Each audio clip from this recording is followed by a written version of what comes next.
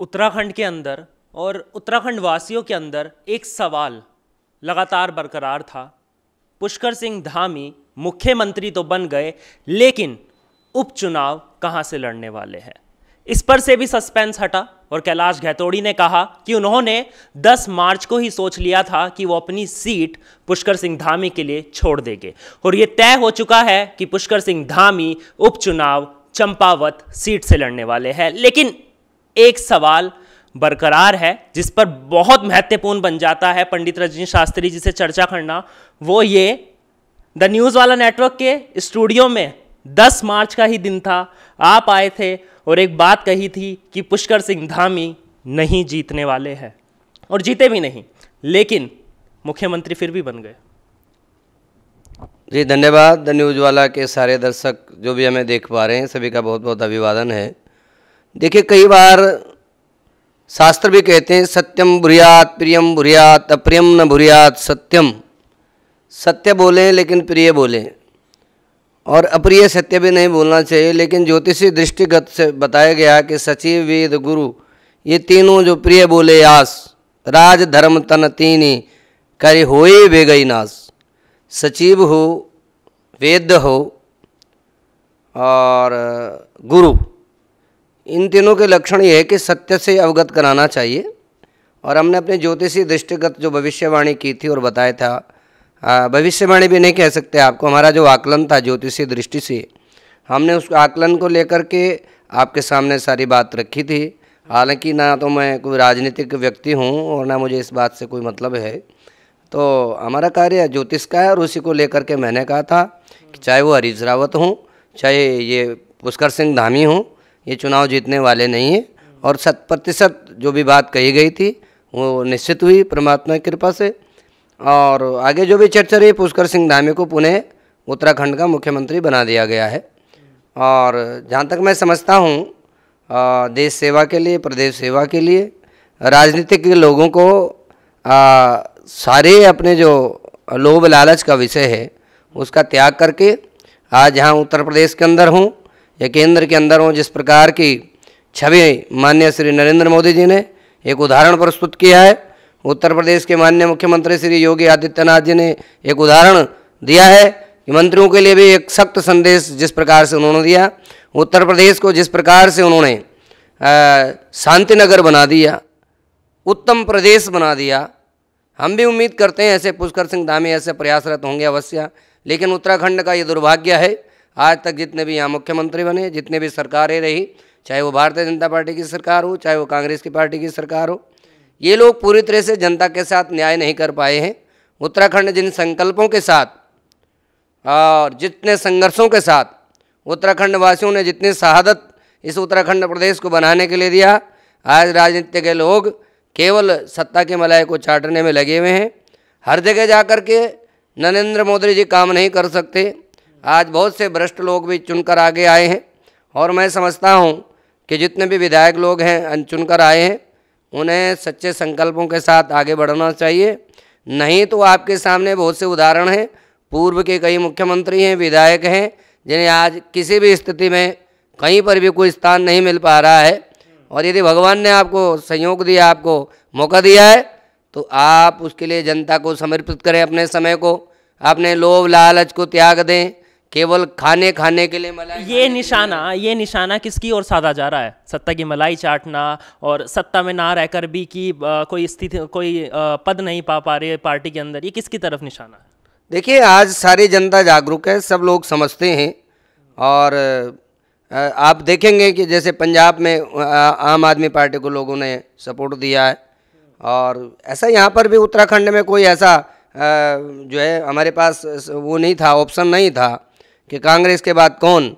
लेकिन नरेंद्र मोदी जी नहीं, लोग एक नई सोच के साथ, आम आदमी पार्टी नहीं जीती वहाँ आम आदमी पार्टी नहीं जीती है, वहाँ दुर्भाग्य पार्टियों का है, कांग्रेस का, भारतीय जनता पार्टी का कोई ऑप्शन ही नहीं है जनता के पास। कहाँ जाए? आपने कहा पंजाब में आम आदमी पार्टी जीती, यहाँ भी ऑप्शन था, यहाँ भी आम आदमी पार्टी थी, 70 की 70 सीटों पे पैर पसारने की कोशिश की, लेकिन वो पैर पसरे नहीं। देखिए, उत्तराखंड वाले लोग देश प्रेमी लोग हैं।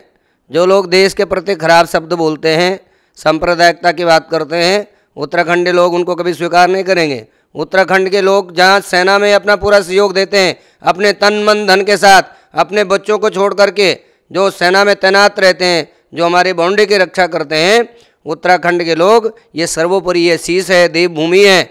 यहाँ के लोग देश के साथ कभी गद्दारी नहीं करते हैं। तो आम आदमी पार्टी का तो यहाँ कभी मैं समझता हूँ स्वप्न ही रह जाएगा। उत्तराखंड के अंदर कभी हम जीवित रहे न रहे, उत्तराखंड के अंदर आम आदमी पार्टी की तो आप कल्पना भी नहीं कर सकते। और मैं समझता हूँ जो देश हित के लिए कार्य करेगा, और ऐसा ना समझे भारतीय जनता पार्टी भी अपने उसमें रहे और बहुत अभिमान न करे कि हम इतनी सीटें लेकर आए।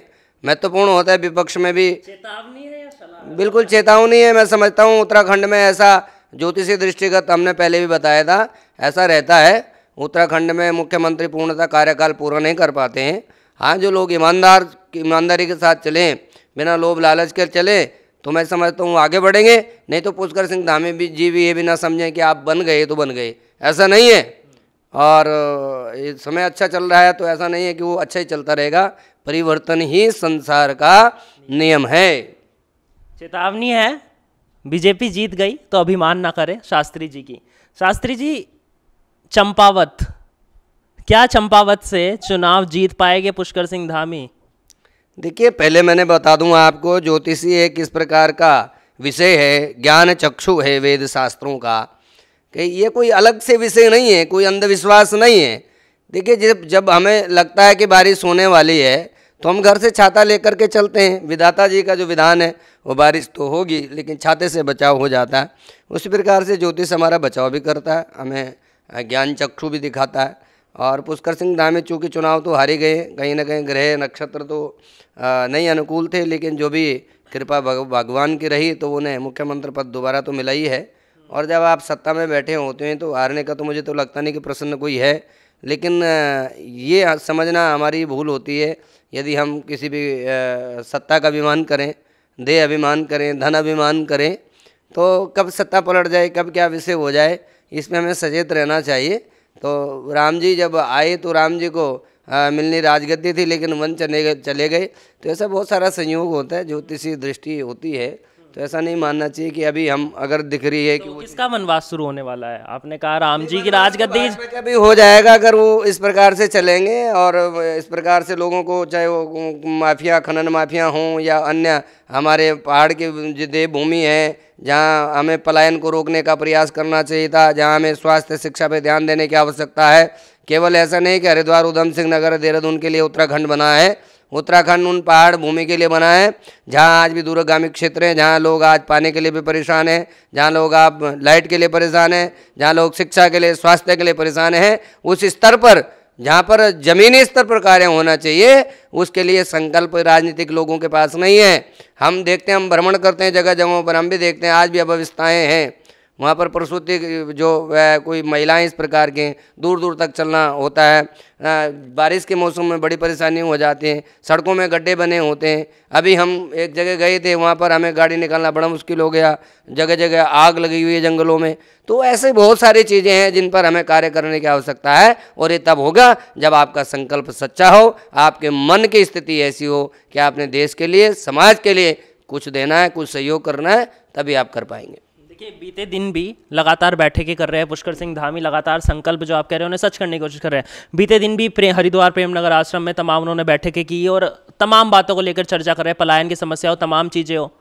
फिर बीजेपी कैसे काम करे? और नहीं, वो यहाँ हरिद्वार में बैठ कर के पलायन की बात करना, कभी राजनीति को लेकर, राजधानी को लेकर के बात करना, गैरसैंण बनाए, ये बनाए, ये बनाए, इसी सब चीज़ों पर अटके रहेंगे तो समय ऐसे ही चला जाएगा। आपको 5 साल जो मिले, 5 साल आप मेहनत करें, परिश्रम करें, और जहाँ के लिए उत्तराखंड बना है, जिन लोगों ने 7 साल से पहले तो 6 महीने की बात है ना, 6 महीने के अंदर अंदर मुख्यमंत्री औपचारिकता रूप से उन्हें पद ग्रहण करना है।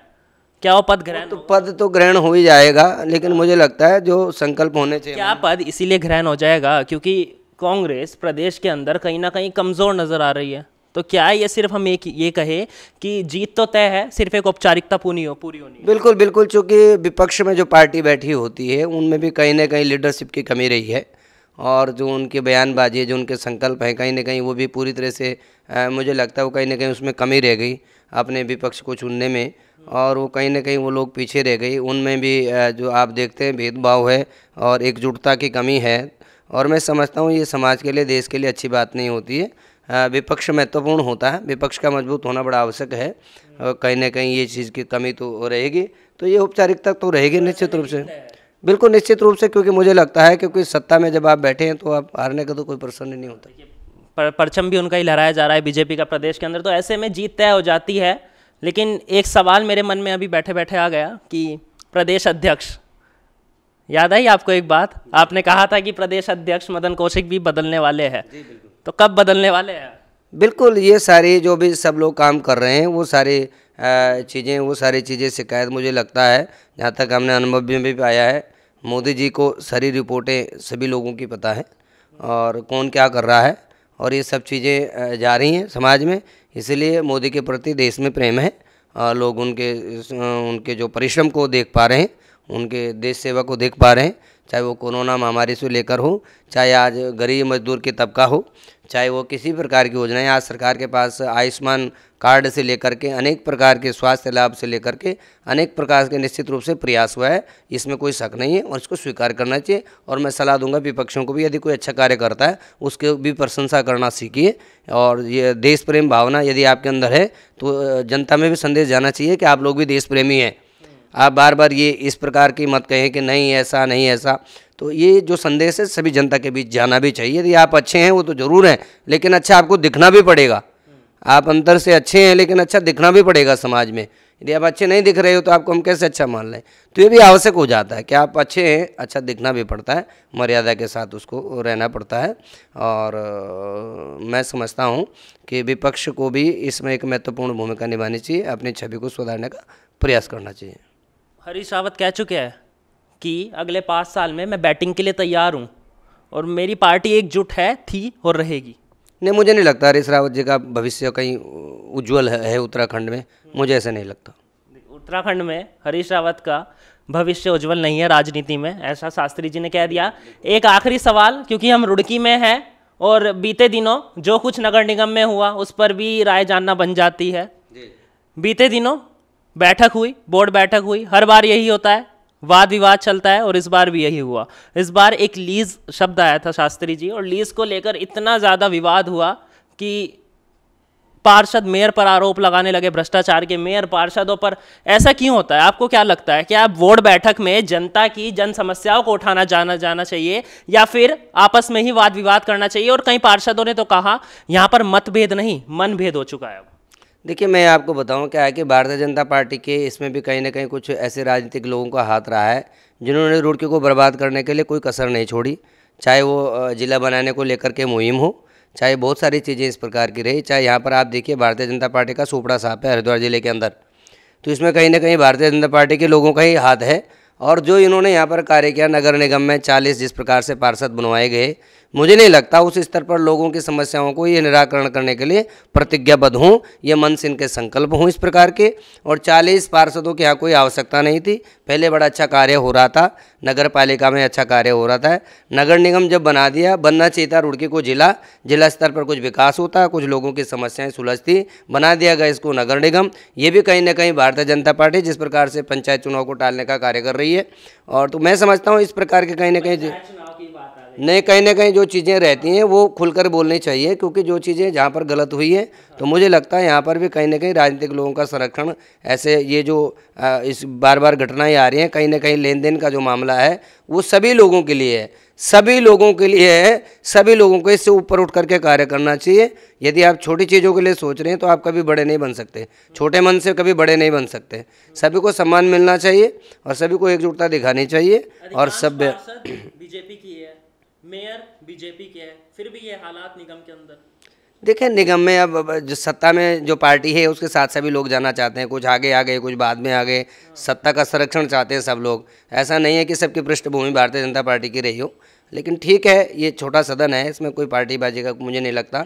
लोगों की समस्याएं लोकल स्तर पर होती हैं तो लोकल स्तर पर ही उसका प्रयास करना चाहिए। यहाँ भारतीय जनता पार्टी कांग्रेस का कोई मामला नहीं है और सभी को मैं ये कहता हूँ कि एकजुट रह करके कार्य करें, रुड़की के विकास में कोई बाधा ना बने और रुड़की को बहुत आगे तक लेके जाएं। वो शिक्षा के मामले में हो, स्वास्थ्य के मामले हो, यहाँ पर सभी को ध्यान देने की आवश्यकता है। जिला पंचायत को लेकर आपने बात की, आखिरी सवाल, जिला पंचायत को लेकर ज्योतिषीय आकलन क्या है, कब होने वाले हैं? क्योंकि सुभाष वर्मा कांग्रेस नेता लगातार आरोप लगा रहे हैं बीजेपी के नेताओं के ऊपर।